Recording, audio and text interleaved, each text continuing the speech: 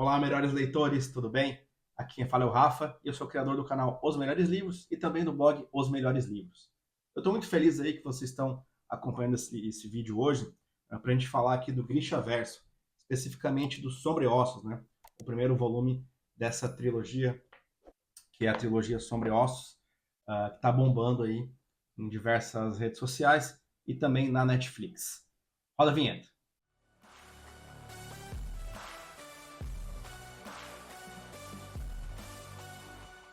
Olá, melhores leitores, tudo bem? Como eu falei na nossa introdução, hoje nós vamos fazer uma resenha de Sombreossos, o primeiro livro do Grisha Verso, que também está estourado aí na Netflix.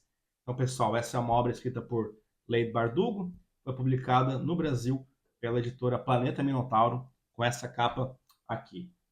Eu gosto muito de olhar as capas dos livros, porque elas nos dão informações já de partida, né? Então aqui temos o cervo, como se fosse um cervo de gelo aqui.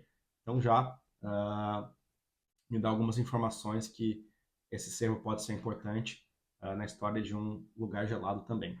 Antes de começar a falar sobre Sombreossos, eu queria comentar que essa é um mundo com três histórias principais. Uma é a trilogia Sombreossos, a outra é a história do Six of Crowns, que é uma duologia, e também a duologia Nicolai. Então somamos aí 7 livros que compõem o Grisha Verso. Aliás, eu fiz um guia de leitura lá no blog, estou colocando aqui na descrição para quem quiser entender como ler esse universo.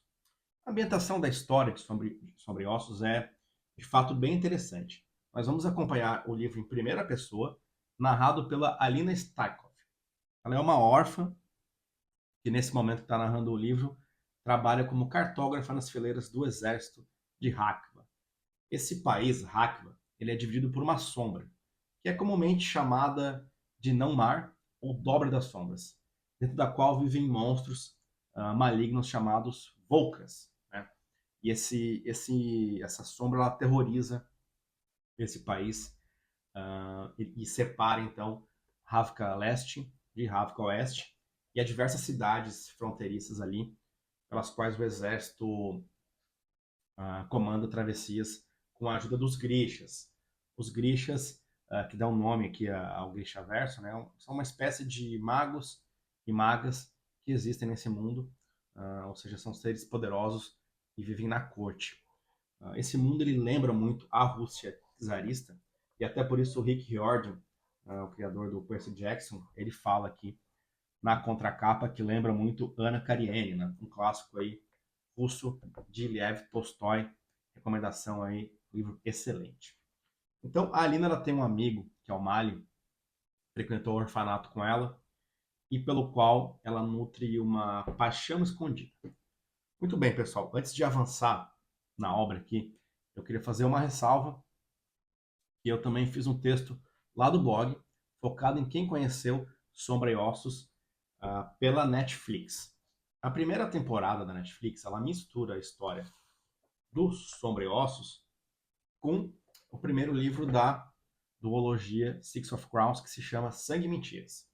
Foi através desse livro que o produtor Eric Heisserer conheceu os livros do Grishaverso e ele se apaixonou ali pela história, só aceitando fazer a adaptação se ele pudesse incluir a história ali dos irmãos Corvo nessa trama. Então, se você por acaso viu a primeira temporada de Sombra e Ossos e agora está querendo comprar o livro, você não vai encontrar a história do Cass, da Inês e do Jasper, que eles são personagens que estão na série e que nós nos apaixonamos, mas não estão aqui nesse livro. Ressalva feita, vou continuar aqui com um resumo de Sombra e Ossos antes de falar sobre a minha experiência de leitura.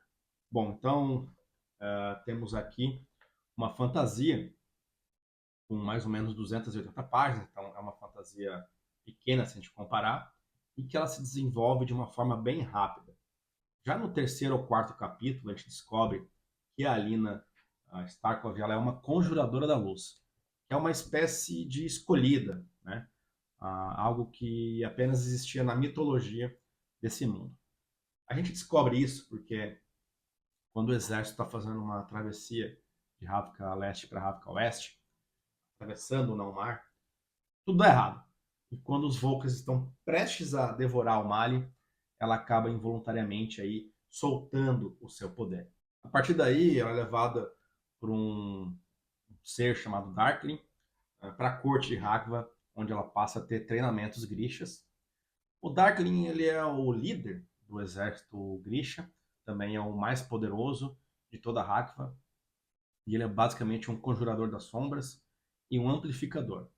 Ou seja, ele tem o poder de amplificar o poder dos outros Grishas, inclusive ele faz isso várias vezes com a Alina.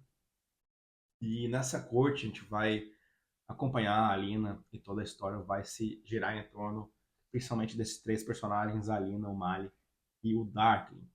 Bom, basicamente esse é o contexto da obra, não quero dar mais detalhes para não estragar a leitura de quem está vendo esse vídeo, mas antes de dar a minha nota e a minha opinião, eu queria também pedir o que vocês acharam desse livro e da respectiva adaptação para Netflix.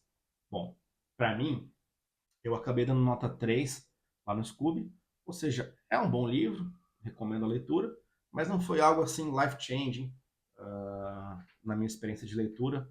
Acho que a obra tem vários méritos, sim, como a própria criação do Grishaverso, me parece uma ambientação diferente, né, de tudo que eu já vi em outras obras de fantasia, ou seja, ela não se aproveita de mitologias comuns de outras obras, que atualmente é muito comum, né, de basicamente várias obras de fantasia tratando os mesmos seres místicos. Então, essa não é uma mitologia própria. O livro tem uma pegada young adult, então eu senti que a autora não se aprofunda tanto quanto os autores como Tolkien ou mesmo Robert Jordan na Roda do Tempo, que quem acompanha o canal sabe que eu estava lendo. E alguns pontos de ressalva que eu quero trazer aqui.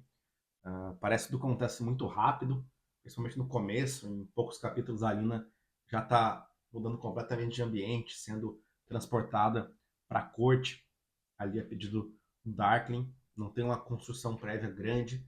Também o fato de que o livro é narrado em primeira pessoa, então a personagem Alina, ela se mostra um pouco inocente demais em vários aspectos, e isso me parece um pouco estranho, porque até mesmo a relação dela com o Darkling ela me parece muito inocente, e não me pareceria muito verossímil isso, né? Já que ela faz parte de uma fileira de exército, ela não seria uma camponesa comum, resgatada, jovem, não, ela já tem uma vivência de exército.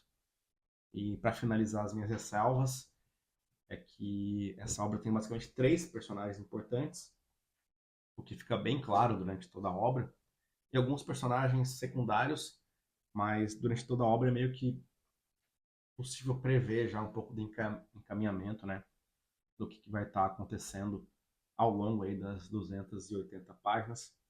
E como eu acabei lendo, né, Roda do Tempo agora há pouco, é uma quebra bem diferente de paradigma, assim, né? Uh, é uma série de fantasia mais leve do que eu estava acostumado até, por exemplo, em Roda do Tempo. Eu queria finalizar pedindo que, se você gostou desse vídeo, marque a gente nas redes sociais, diga que você está lendo aí por recomendação dos melhores livros. Curta, compartilhe, inscreva-se no canal aqui. Isso é muito importante para que a gente cresça e possa trazer cada vez mais conteúdo. É isso, melhores leitores. Muito obrigado aí por assistirem até o final e até a próxima.